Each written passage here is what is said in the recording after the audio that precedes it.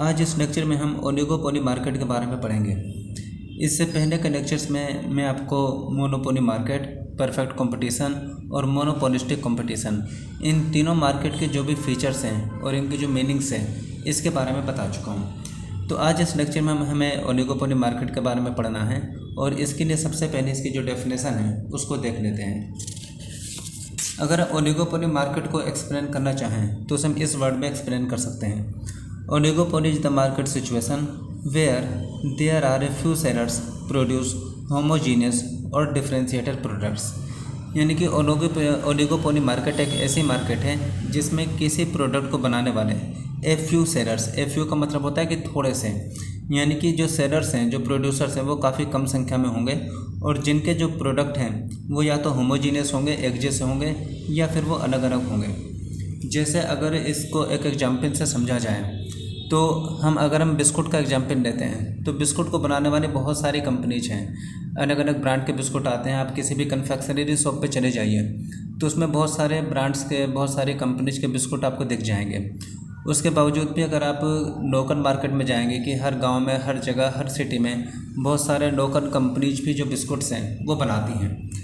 तो बिस्कुट बनाने वाली कंपनीज के बारे में आप ये नहीं जान सकते कि इसको बनाने वाली कितनी कंपनीज हैं। उसको बनाने वाली बहुत सारी कंपनीज हैं और उनको काउंटिंग आसानी से नहीं की जा सकती। लेकिन ओलिगोपोली मार्केट एक ऐसी मार्केट होती है जिसमें जो भी प्रोडक्ट बनाने वाले जो प्रोड्यूसर्स हैं उन प्रोड्यूसर्स की संख्या काफ़ी कम होती है और इतनी होती है कि हम उसे आसानी से काउंट कर सकते हैं।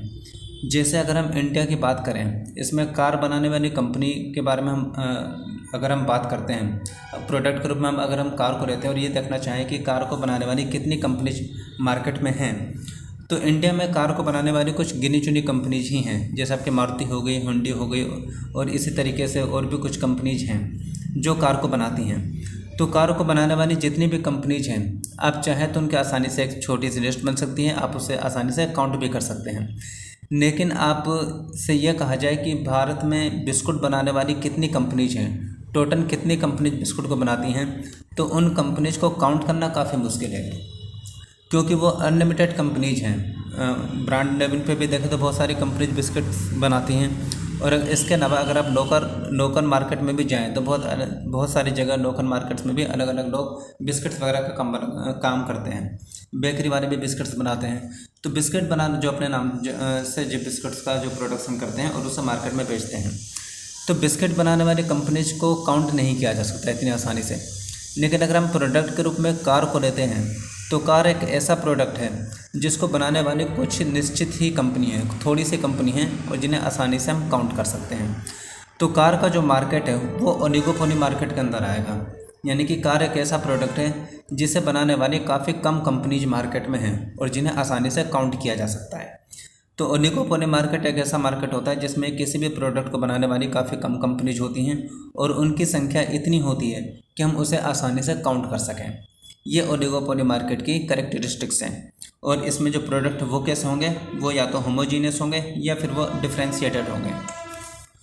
तो यहाँ पर फिर इस प्रोडक्ट के आधार पे कि प्रोडक्ट हमारे होमोजीनियस हैं या फिर वो डिफ्रेंशिएटेड हैं, इस आधार पे ओलिगोपोली मार्केट को दो कैटेगरी में डिवाइड किया जा सकता है। तो अगर हम इसको डिवीज़न को देखें तो हमारा जो ओलिगोपोली मार्केट है वो दो तरीके का हो सकता है। या तो वो हमारा प्योर ओलिगोपोली होगा या फिर वो डिफ्रेंशिएटेड ओलिगोपोली। प्योर ओलिगोपोली यानी कि ऐसी ओलिगोपोली की ऐसी सिचुएशन जिसमें जो भी प्रोडक्ट हैं वो प्रोडक्ट बिल्कुल सिमिलर हैं और उनमें प्रोडक्ट के बेसिस पर उनमें कोई डिफरेंस नहीं है। जैसे कि फॉर एग्जांपल हम सीमेंट को ले लीजिए या फिर स्टील को ले लीजिए या इसी तरीके के और प्रोडक्ट। अब सीमेंट को बनाने वाली कंपनीज भी कुछ निश्चित ही कंपनियाँ हैं। बहुत ज़्यादा कंपनी सीमेंट नहीं बनाती, जैसे एक अल्ट्राटेक सीमेंट हो गया और एक आपका अंबुजा सीमेंट हो गया। इसी तरीके से कुछ निश्चित कंपनियां ही हैं जो सीमेंट का प्रोडक्शन करती हैं। लेकिन सीमेंट एक ऐसा प्रोडक्ट है कि उस सीमेंट को जब आप देखें, उसके पैकेट सारे जितनी भी कंपनी सीमेंट बनाती हैं, अगर उन सभी कंपनीज के सीमेंट को पैकेट से खोल के बाहर रख दिया जाए, ज़मीन पर रख दिया जाए, तो सभी जो प्रोडक्ट हैं यानी कि सभी कंपनीज को जो सीमेंट है वो बिल्कुल एक जैसे होंगे, यानी कि ग्रे कलर के होंगे, उनमें अंतर नहीं किया जा सकता। तो सभी जो सीमेंट है या स्टील है वो प्रोडक्ट ऐसा है कि वो देखने में बिल्कुल एक जैसे होंगे। लेकिन दूसरी तरफ अगर हम कार की बात करें तो कार भी एक ऐसा प्रोडक्ट है जिसे बनाने वाली कुछ निश्चित ही कंपनीज हैं जिनको हम आसानी से काउंट कर सकते हैं। तो कार का जो मार्केट है वो भी हमारा ओलिगोपोली मार्केट में आता है। लेकिन कार एक ऐसा प्रोडक्ट है जिसमें आसानी से डिफ्रेंशिएशन किया जा सकता है। अलग अलग कंपनीज की कार, उनके डिज़ाइन, उनका मॉडल, उनका साइज, कलर, वो सारी चीज़ें डिफरेंट हैं। आप केवल कार के मॉडल को देख कर बता सकते हैं कि ये मारुति कंपनी की कार है या फिर होंडा कंपनी की कार है, किस कंपनी की कार है। तो कार भी एक ऐसा प्रोडक्ट है जिसके बनाने वाली कुछ गिनी चुनी कंपनियां हैं और इस वजह से कार का जो प्रोडक्ट है वो भी ओलिगोपोली मार्केट में आता है। और सीमेंट भी एक ऐसा प्रोडक्ट है जिसे बनाने वाली कुछ गिनी चुनी कंपनीज हैं जिनको हम आसानी से काउंट कर सकते हैं, और सीमेंट भी हमारा ओलिगोपोली मार्केट के अंदर आता है। लेकिन दोनों प्रोडक्ट की जो नेचर है उन नेचर में डिफरेंस क्या है कि सीमेंट एक ऐसा प्रोडक्ट है कि जिसमें आप अलग अलग कंपनीज के सीमेंट में डिफरेंस नहीं कर सकते। वो सारे सीमेंट देखने में बिल्कुल एक जैसे लगेंगे। लेकिन कार एक ऐसा प्रोडक्ट है कि अलग अलग कंपनीज के कार को उसके मॉडर्न डिजाइन, साइज वगैरह के आधार पर आप आसानी से डिफरेंस कर सकते हैं। तो ओलिगोपोली मार्केट में जो प्रोडक्ट है या तो बिल्कुल एक जैसा होगा, होमोजीनियस होगा जैसे सीमेंट, या फिर वो प्रोडक्ट हमारे डिफ्रेंशिएटेड होंगे यानी कि अलग अलग होंगे जैसे कार। तो प्रोडक्ट अगर एक जैसा है तो फिर ऐसे मार्केट को हम प्योर ओलिगोपोली मार्केट बोलेंगे। और अगर प्रोडक्ट आपका ओलिगोपोली मार्केट का जो प्रोडक्ट है वो ऐसा है जिसे आसानी से डिफरेंस किया जा सकता है, तो ऐसे ओलिगोपोली मार्केट को बोला जाएगा डिफरेंशिएटेड ओलिगोपोली।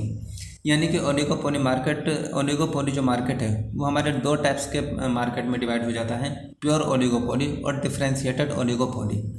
अब इन दोनों को अगर एक्सप्लेन करना चाहें तो अलग अलग हम इस तरीके से एक्सप्लेन कर सकते हैं। अगर प्योर ओलिगोपोली को देखें तो इसमें इसके बारे में लिखा जा सकता है कि it is that market situation where oligopoly firms produce identical और homogeneous products, that is cement, steel etcetera. यानी कि प्योर ओलिगोपोली मार्केट एक ऐसा मार्केट है जिसमें जो भी कंपनीज हैं, जो भी ओलिगोपोली फर्म हैं, वो बिल्कुल एक जैसे प्रोडक्ट का यानी कि होमोजेनियस प्रोडक्ट का प्रोडक्शन करती हैं, जैसे आपका स्टील हो गया या फिर आपका सीमेंट हो गया। इसी तरीके से अगर हम डिफरेंशिएटेड ओलिगोपोली को डिफाइन करना चाहें तो इसके बारे में लिखा जा सकता है कि it is that market situation where oligopoly firms produce differentiated products which are close substitute to each other, that is car etcetera.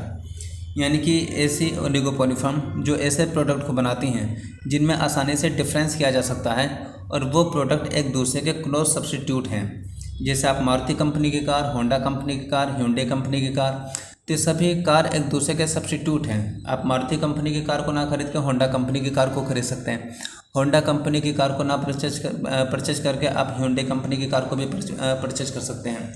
तो जो भी प्रोडक्ट हैं वो एक दूसरे से अलग अलग तो हैं, डिफरेंशिएटेड तो हैं, लेकिन साथ ही साथ वो क्लोज सब्स्टिट्यूट भी हैं, यानी कि एक की जगह दूसरे को यूज किया जा सकता है। तो ये हमारा डिफरेंशिएटेड ओलिगोपोली की डेफिनेशन थी और ये पूरा आपका ओलिगोपोली मार्केट था। तो ये लेक्चर हमारा ओलिगोपोली मार्केट के ऊपर ही था। आगे नेक्स्ट लेक्चर में आपको डिओपोली मार्केट के बारे में बताया जाएगा और उसके बाद जितनी भी मार्केट सिचुएशंस हैं उसका एक मतलब कि एक कंपैरेटिव बेस पे उसका जो एनालिसिस है वो मैं आपको एक लेक्चर में लेके आऊँगा। तो इस लेक्चर में बस इतना ही।